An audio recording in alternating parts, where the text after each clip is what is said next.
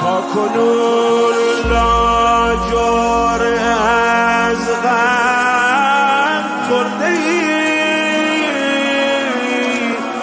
نه تا کنون سیلی محکم خورده ای.